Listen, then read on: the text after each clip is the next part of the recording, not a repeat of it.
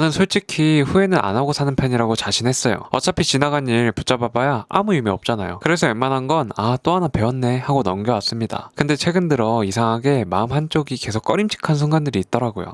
이걸 조금만 더 빨리 알았으면, 그때 그 선택만 달랐어도 지금 완전 다른 사람일 텐데, 이런 생각이 자꾸 올라오는 거예요. 그래서 오늘은 제가 평생 후회하지 않은 척하며 묻어뒀던, 근데 사실은 마음에 계속 걸렸던 그 3가지 후회를 이야기해보려고 합니다. 첫 번째, 운동을 너무 늦게 시작해서입니다. 이전에 저는 운동을 그냥 몸 챙기는 일 정도로만 생각했어요. 체력 좀 올리고 살 빼고 스트레스를 조금 줄이는 그런 느낌이었죠. 근데 그게 아니더라고요. 완전히 아니에요. 운동의 진짜 대상은 근육이 아니라 뇌였습니다. 이걸 알고 나니까 제 지난 몇 년이 너무 비효율로 느껴졌어요. 내가 이걸 이제야 알았다고? 이런 느낌. 우리는 내가 피곤한 이유를 보통 공부를 오래 해서, 일이 너무 많아서라고 생각하잖아요. 근데 심리학자들이 하는 말은 조금 다릅니다. 뇌는 생각 때문에 지치는 게 아니라 움직임이 없어서 둔해진다. 하루 종일 앉아있고 시선은 화면만 보고 몸은 최소한 움직이는 그 패턴이 오히려 뇌 기능을 빠르게 떨어뜨린다는 거예요. 움직이지 않으면 뇌 혈류가 줄어들고 집중, 기억, 판단 같은 기능들이 하나씩 조용히 꺼집니다. 절전 모드처럼요. 저도 그랬어요. 공부를 조금 오래 하면 머리가 뜨겁고 멍하고 쉬어도 안 돌아오는 느낌. 그때는 그냥 피곤해서 그렇겠지 하면서 그냥 자버렸는데, 알고 보니 뇌가 움직일 준비 자체를 못하고 있었던 거예요. 저는 휴식 부족이라고 착각했을 뿐이었죠. 지금 생각하면 참 바보 같아요. 그러다 신경과학자 다니엘 울버트의 이론을 보고 완전히 시야가 바뀌었습니다. 울버트는 이렇게 말합니다. 뇌가 존재하는 이유는 단 하나, 움직이기 위해서다. 우리가 생각하고 기억하고 판단하는 모든 기능이 사실은 더 정확하게 움직이기 위한 준비 과정이었다는 거죠. 이게 처음엔 조금 이상하게 들리는데 다른 연구자들과 동물 사례를 보면 말이 됩니다. 예를 들어 전기뱀장어는 뇌보다 움직임을 계산하는 회로가 더 큰 동물이에요. 생존을 위해 어떻게 몸을 휘고 어떻게 회전하고 어느 타이밍에 튕길지 계산해야 되니까요. 그 계산이 먹고 사는 문제이기 때문에 뇌 에너지 절반 이상이 움직임 예측에 들어갑니다. 생각, 감정보다 움직임이 더 우선인 거죠. 또 점핑 스파이더 같은 작은 동물은 뇌의 3분의 1이 점프 궤도 계산에 쓰입니다. 거리, 바람, 착지 각도, 표면의 상태까지 단 몇 초 만에 계산해야 생존이 되니까요. 작아 보여도 엄청난 움직임 엔지니어인 셈입니다. 칼새도 마찬가지예요. 하늘에선 거의 쉬지 않고 살아가는 동물이라 균형 잡고 방향을 유지하고 속도 조절하고 공기 흐름 읽는데 뇌의 대부분을 씁니다. 움직임 없는 순간이 거의 없으니 움직임을 처리하는 뇌 기능이 과도하게 발달되어 있죠. 이 사례들이 공통적으로 말해주는 건 딱 하나예요. 복잡하게 움직여야 했던 종일수록 뇌가 크게 발달한다.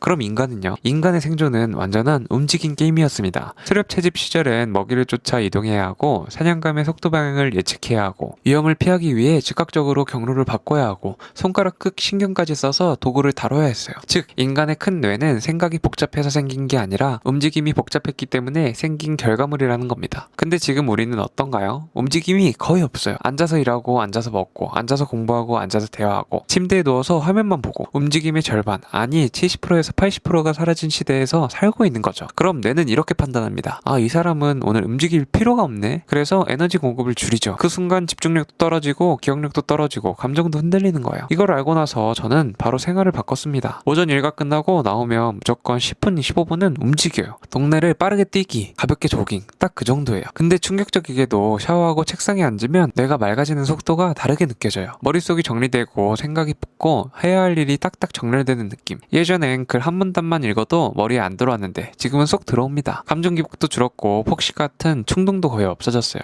뇌가 안정되면 배고픔을 욕구가 아닌 신호로 받아들이니까요. 그래서 2달 동안 3kg가 자연스럽게 빠졌습니다. 물론 아침에 뛰는 거 쉽지 않죠. 저도 알아요. 그래서 저는 제일 쉬운 것부터 했습니다. 남들 걷는 속도보다 조금 빠르게 걷기. 1, 2분만 뛰고 다시 걷기. 뇌한테 나 오늘 움직일 거야. 이런 정도의 신호만 줬어요. 근데 그 사소한 움직임이 뇌에겐 큰 의미더라고요. 오늘도 움직이는 날이구나. 그럼 나도 켜야지. 딱 이런 느낌입니다. 두 번째로 후회하는 건 제가 열등감을 너무 오래 피했고 너무 오랫동안 오해했다는 겁니다. 솔직히 저는 열등감이란 감정을 되게 이상한 방식으로 대했어요. 느끼면 안 되는 감정처럼 취급했어요. 그 감정이 올라오는 순간 마치 불어난 무언가를 보는 것처럼 외면했습니다. 근데 나중에 알고 충격받은 게 하나 있습니다. 심리학자 카이만은 감정 중에서도 열등감이 가장 빠르게 인간의 행동을 바꾸는 신호라고 말합니다. 그만큼 날카롭고 정확하고 세밀한 감정이라는 거예요. 근데 저는 그걸 그냥 무서워서 버렸어요. 이걸 설명할 때 자주 쓰는 비유가 있어요. 바다에서 사는 개치렁이 이야기인데요. 개치렁이는 부부는 천적이 가까이 오면 아주 미세한 진동만으로 몸을 움츠리는데 그 진동을 느끼는 감각기관이 엄청 예민합니다. 근데 그 감각을 계속 무시하면 어떤 일이 일어나냐면 위험을 감지하는 능력이 점점 둔해져서 결국 잡아먹혀요. 열등감도 똑같습니다. 내가 가진 결핍과 욕구를 알려주는 미세한 진동 같은 건데 그걸 무시하면 감정은 사라지지 않고 오히려 더 깊은 데 박히고 나중에 폭발해서 방향성을 잃어버립니다. 저는 그걸 모르고 개찌렁이처럼 신호를 끊어버리기만 한 거예요. 특히 유튜브를 시작하고 나서 이 열등감이 제대로 폭발했어요. 비슷한 시기에 같은 주제로 시작한 친구들이 있었거든요. 근데 어느 순간부터 속도가 미친 듯이 벌어지기 시작하는 겁니다. 누군가는 3달 만에 10만, 누군가는 첫 영상이 하루 만에 터져서 바로 광고가 붙고, 누구는 편집 하나 잘해서 브랜드 제안받는다고 하고, 저는요 하루 종일 촬영하고 편집해도 조회수 500에서 700, 구독자 그래프는 그냥 직선. 그걸 보는데 속이 확 쫄아드는 느낌이었어요. 근데 문제는 그 감정을 인정하지 않는 거예요. 저는 이렇게 행동했습니다. 그 친구들 영상 안 봄, SNS는 차단함, 비교 자체를 피함, 속으로는 운이 좋네 라고 의미 없는 말만 반복했죠. 이게 전형적인 열등감 회피 패턴이라고 하더라고요. 심리학에서는 이걸 감정 차단 회피라고 부르는데, 감정을 회피할수록 감정은 더 커지고 회피가 반복되면 판단 능력까지 흐려진다고 합니다. 동물의 비유를 하나 더 들어볼게요. 사막여우는 먹이를 발견하면 흥분, 경계, 열망 같은 감정이 동시에 폭발합니다. 근데 이걸 본능적으로 잘 조절해요. 왜냐면 감정이 강해질수록 저기 저 먹이가 내가 진짜 원하는 것이라는 걸 정확히 알려주는 신호니까요. 사람의 열등감도 똑같아요. 감정이 강하게 올라올수록 내가 진짜 원하는 게 저거야 라고 말해주는 거예요. 근데 저는 도망만 갔습니다. 사막여우는 감정으로 방향을 잡는데 저는 감정이 뜨면 방향을 꺼버렸던 거죠. 만약 그때 제가 열등감을 이렇게 봤으면 어땠을까요? 아, 나는 지금 저 사람이 가진 무언가를 갖고 싶어서 열등감을 느끼는구나. 그럼 저 사람이 가진 정확한 한가지는 뭐지? 그걸 배우려면 내가 지금 뭘 바꿔야 하지? 이 질문만 했어도 반응이 완전히 달라졌을 거예요. 예를 들어 같이 시작한 유튜버가 먼저 잘 됐을 때 제가 부러워했던 건 숫자가 아니었어요. 그 사람은 채널을 선명하게 정의했고 시청자가 원하는 포인트를 제대로 잡았고 컨텐츠 구조가 촘촘했어요. 근데 그걸 인정하기 싫으니까 운 좋네, 저런 컨텐츠는 누구나 떠, 이런 말만 하면서 감정을 눌렀던 거죠. 이게 제 인생을 얼마나 늦췄는지 지금 생각해도 아찔합니다. 세 번째 후회는 좀 부끄럽지만 제가 지나치게 분석가적인 사고방식에 갇혀 살았던 겁니다. 똑똑해 보이고 싶어서, 완벽해 보이고 싶어서 모든 걸 계산하고 의심하고 비교하고 검증하려고만 했어요. 그게 저를 가난하게 만들고 기회를 피하게 만들었다는 걸 뒤늦게 깨달았습니다. 저는 원래 뭘 시작하기 전에 자료부터 파는 인간이에요. 책 10권 읽고 통계 찾아보고 정책 흐름 분석하고 유튜브의 위험 요인, 부작용, 리스크 이런 것부터 검색하는 스타일. 그렇게 하면 똑똑해 보이잖아요. 근데 지금 돌아보면 그게 저를 제일 많이 묶어놓은 족쇄였습니다. 이걸 정말 크게 느낀 첫 번째 사건이 있어요.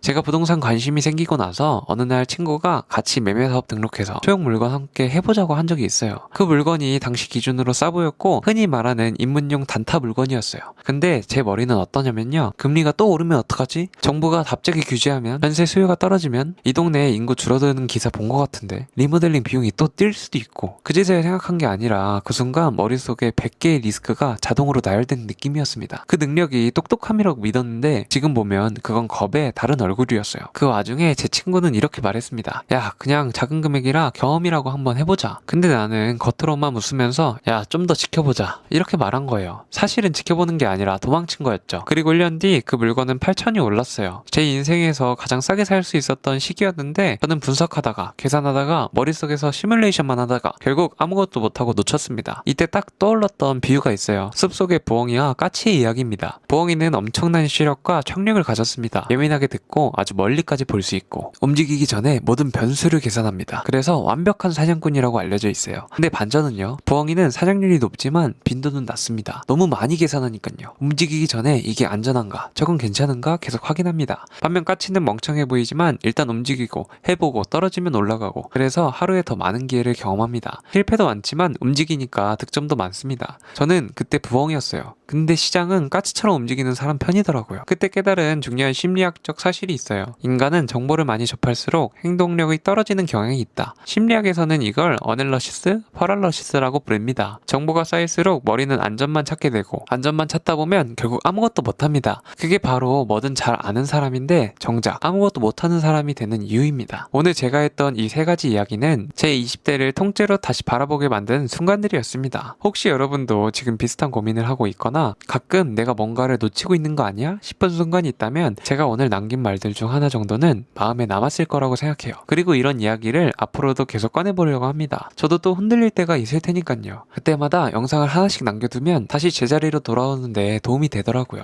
오늘도 함께 해주셔서 고맙습니다. 여러분의 다음 선택이 저보다 훨씬 더 일찍 가볍게 나아가길 바라겠습니다. 감사합니다.